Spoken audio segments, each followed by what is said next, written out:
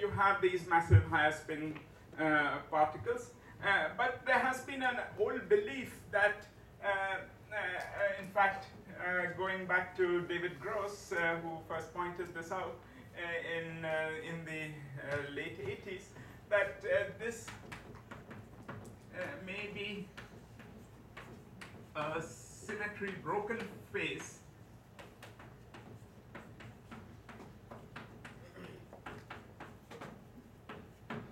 of this may be a symmetry broken phase in which an infinite number of higher spin symmetries are Higgs.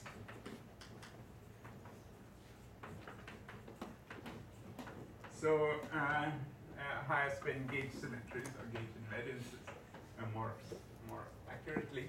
So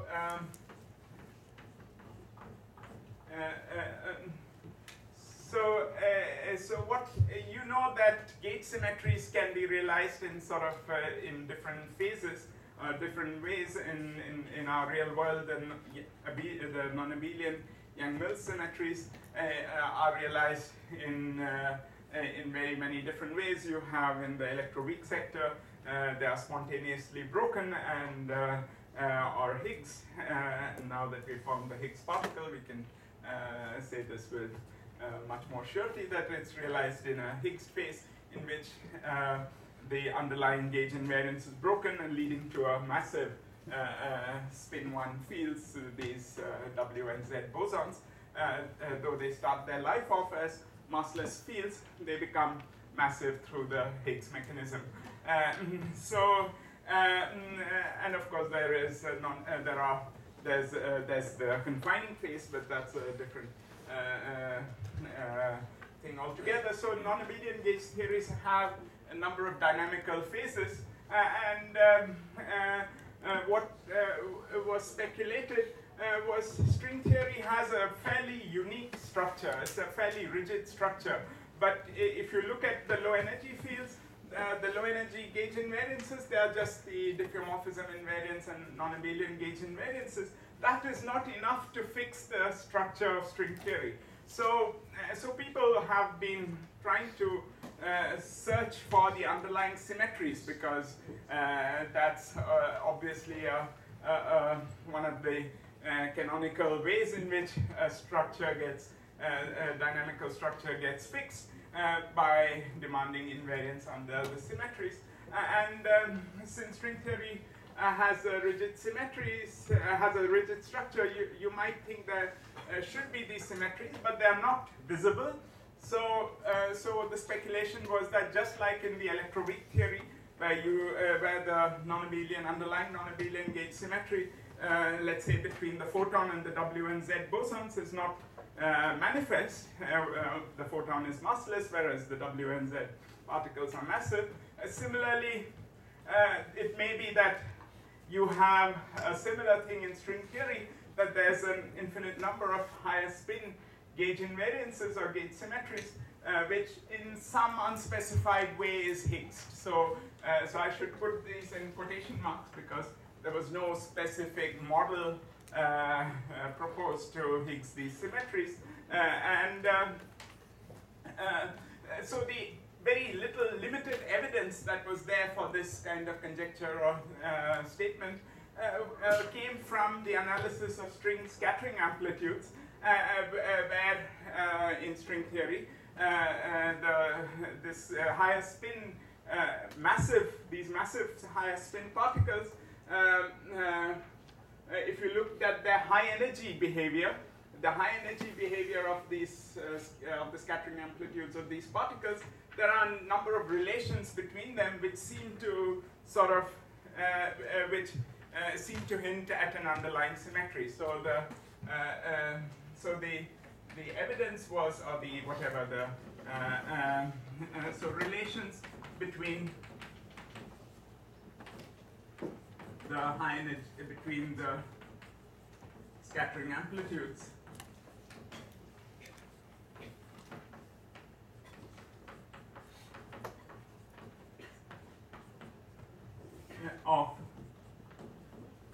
massive higher spin particles.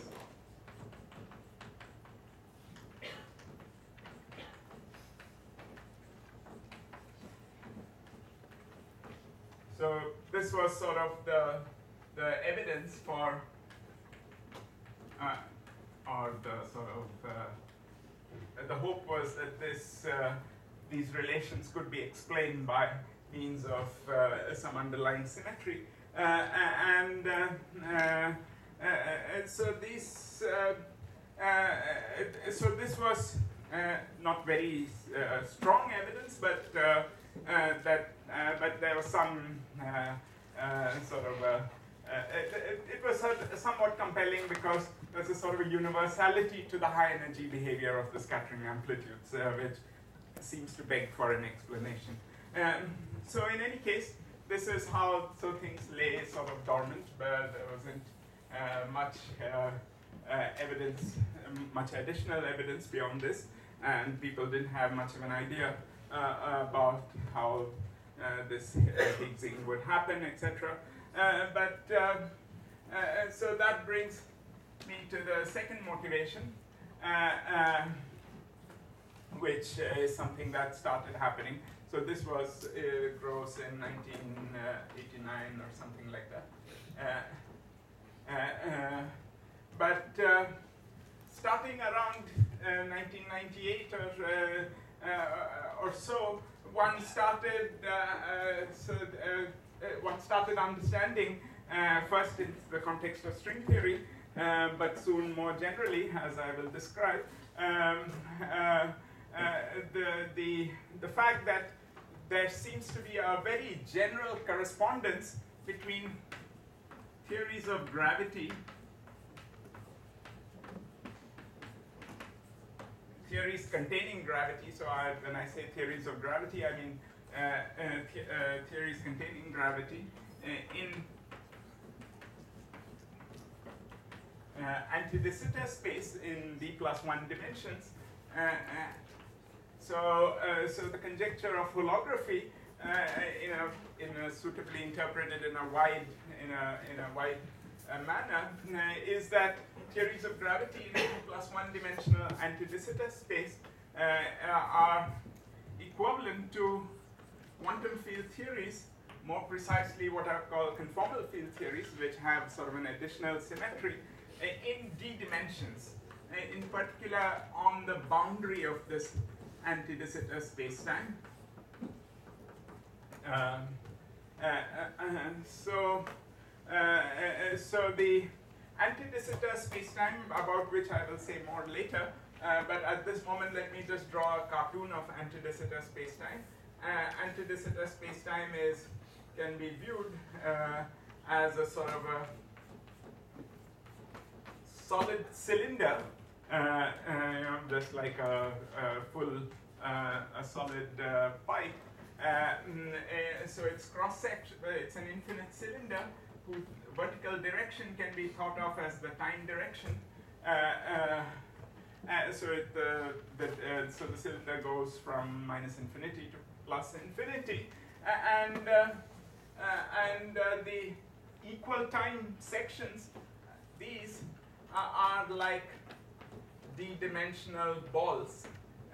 So think a d-dimensional ball is like a unit sphere with the interior filled in. So topologically, the anti-de Sitter space is like this d-dimensional ball times the time direction, so that you get a total of d+1 dimensions. And there's a notion in which the space-time has a boundary. It's a sort of a conformal boundary, and in this picture you can see what the boundary is. The boundary is just the boundary of this d-dimensional ball times time. So this is basically like the d-1 dimensional sphere times the time direction, which is like r. So the statement of this duality, or this holography is that theories of gravity living in this anti de Sitter space-time, in this d plus one dimensional anti de Sitter space-time, are equivalent. So all the dynamics happening inside in the interior of this d plus one dimensional space-time can be equivalently captured by a CFT or a quantum field theory living on the boundary of this. So this is the boundary. So the boundary is this sphere times r. So if you wish, this is I've drawn the case of ADS3. So with d equal to 2, so this cross section is the two-dimensional ball of the disk, and the boundary is a one-dimensional circle. So this is the SD minus 1 boundary. In this case, it is just a circle, and times the time direction. So you're capturing the dynamics of this bulk space-time by means of a quantum field theory in one lower dimension, and that's why the name holography, because it's like capturing on your hologram in your debit cards or credit cards, a sort of a two-dimensional thing capturing a three-dimensionality. So the statement here is one of equivalence. So this is a statement that there is a precise equivalence between this description and this description. And this you can see if you have not seen this before. This is a very striking statement of this, that there is such an equivalence because firstly, in particular, it gives a definition of quantum gravity on these classes of space-time. At least in the examples that one understands, it gives a definition of quantum gravity in the space-time in terms of an auxiliary quantum field theory, which we understand in many ways much better, at least is much better defined. So there are many things you can say about this, of course, but at the moment I don't want to go into all the details of holography. But but how does this enter our story here? So that's what I want to explain next, how it connects with the things that I just said in the beginning. But are there any questions? Please feel free to stop me at any time and ask questions.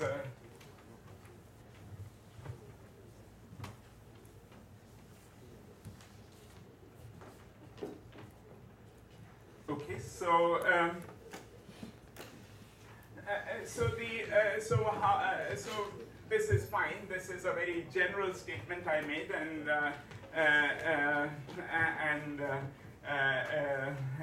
so it didn't refer to any particular theory of gravity. In fact, originally it started off, the original conjectures were for string theories in anti de Sitter space-times, but gradually people realized that the connection is broader, and so you can try to ask this question for this Vasiliev theory.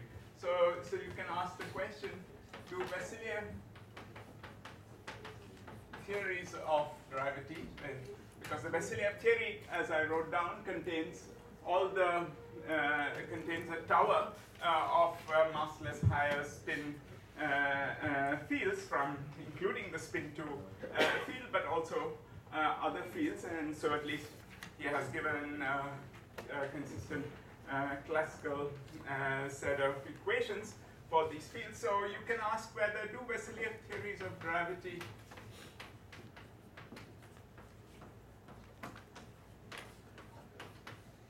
have a holographic dual, meaning are there quantum field theories, so are there CFTs which are equivalent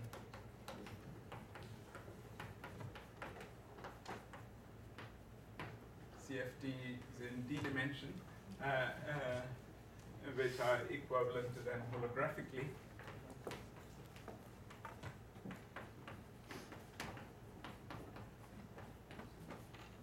And it would be very, so Vassiliev theories, even though they are very complicated, like I indicated, but they are still in some ways simpler than string theories, because string theory has an infinite tower of massive higher spin particles, but in fact that's an exponentially growing tower, meaning for any given spin, the number of states at that spin grows exponentially with the spin. So it's what is called the Hagedorn growth, or exponential growth in the higher spin field. So that's why string theory has a huge spectrum, whereas the Vassiliev theories are much simpler in that there are only a finite number of particles of a given spin. In the simplest case, just one field of any given spin higher than 2. So it's a much milder growth. It's an infinite tower, but a smaller infinity compared to the string theory. So they are sort of, these are intermediate in complexity between Einstein theory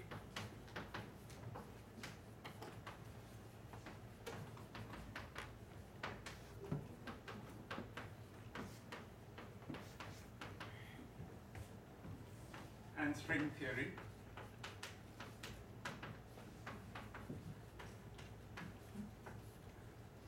So, so in some ways, if there are holographic duals for these theories, it would be a sort of a simpler context in which to understand holography. It would be not as complicated as the full, as those which are dual to string theories. In fact, the original example was for this n equal to 4 super Yang-Mills theory that you heard about in the morning, which is a 4-dimensional non-abelian quantum field theory. And the dual was string theory on AdS5 times S5, which is one of the backgrounds of supergravity, as you will hear in the next couple of days. Those are more complicated examples, namely the gauge theories or the CFTs are very complicated, like n equal to 4 Yang-Mills is a non-trivial interacting conformal field theory. But if one has a yes answer to this question, then these would be relatively simpler conformal field theories. And indeed, the answer is yes, and that's what I will try to explain in the coming lectures. So there are so Vassiliev theories.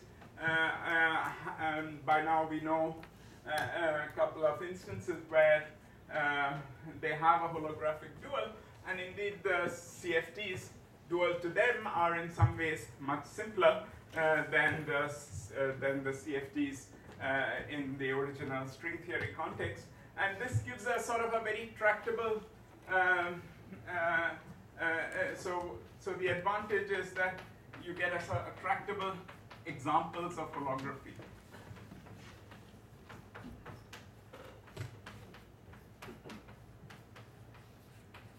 So this holography is clearly a very deep concept because it's sort of relating gravity with quantum field theories in a very non-obvious way. And we still don't, while we know many examples of this, and one can sort of make confidently this assertion that there is such an equivalence, and we know many elements of the dictionary going between these two, we still don't understand it well enough that we haven't been able to decipher it and understand why such a thing works. In a way, it's a bit like experimental evidence. You see something happening in front of you. You see that there is this equivalence, but you still don't understand why it's happening or what is the underlying sort of the deep underlying reason.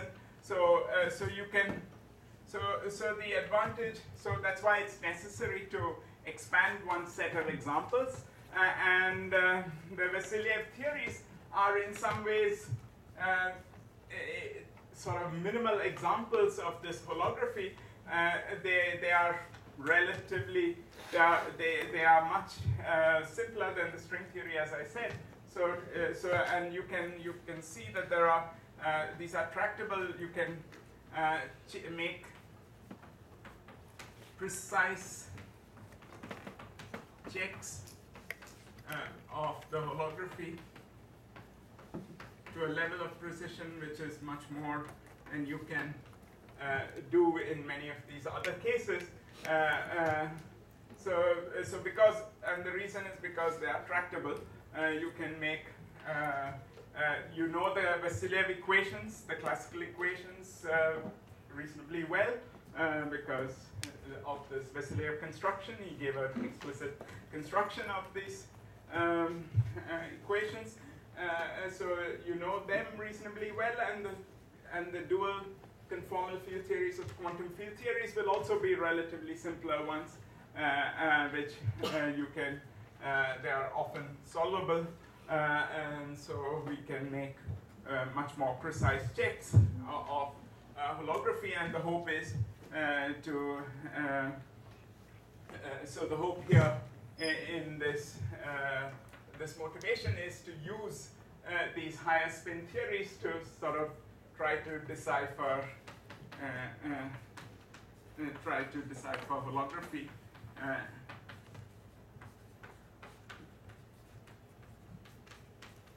Using this through these examples.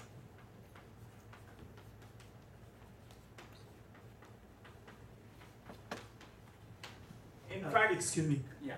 When you talk about Vasiliev theories, are you specific means it's 4D theory, or you're saying it's arbitrary dimension? Yeah. So till now I hadn't specified it, but I will soon be doing so.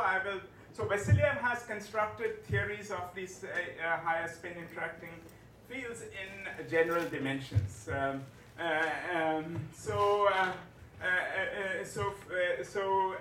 in fact, so those exist as classical theories generally, but in d equal to 4, well, so in this notation d equal to 3, so in ADS 4 and in ADS 3, there are precise conjectures for dual CFTs. And I will mostly actually concentrate on the ADS 3 example in what follows.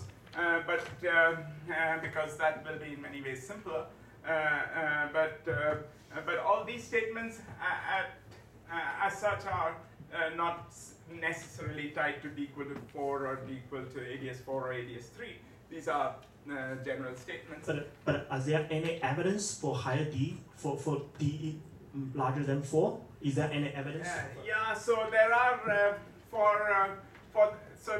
there are for so-called free theories, there is some evidence in higher dimensions, which is in some ways a little bit trivial. I mean, once you have it in 4 dimensions, you can actually lift some of that to higher dimensions. But the main thing which I will explain as I go along is that the CFTs are typically free theories there. So so those the duals are relatively simpler, and so whereas in ADS 4 and ADS 3 you have an interesting class of interacting theories which are dual to the Vasiliev theories. Okay, any other questions? Okay, so just before I finish this motivation part, let me actually link these two a little bit, and maybe I will say more about this in my Friday seminar. So you might be wondering whether these two are unrelated motivations, but actually it turns out that they are that there appears to be a link between these two, but this is something that is only being fleshed out right now. So we don't still have the last word on this, but I'll just sort of mention it at this stage.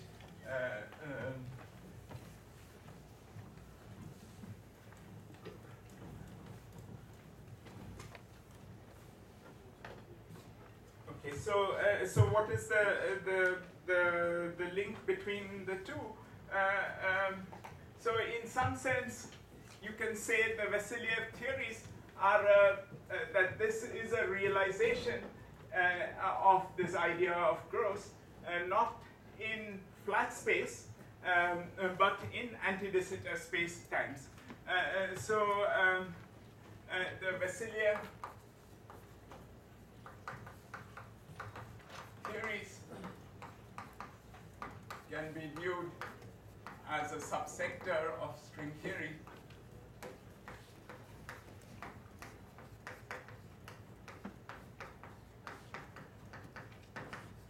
Of string theory on ADS spacetimes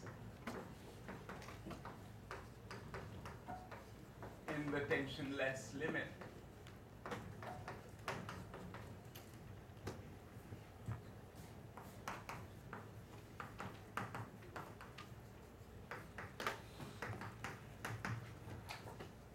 So string theory has this amazing property that it has shown this over its existence and evolution in the last 20, 30 years, that all good theoretical ideas eventually get subsumed or sort of find a natural place within string theory. And this Vasiliev theory story seems to be a good example of that. Because, as I said, the motivations of Vasiliev, of Fradkin and Vasiliev are very different, and he constructed these theories just from a purely theoretical point of view. But what has been realized after this through this holography conjecture is that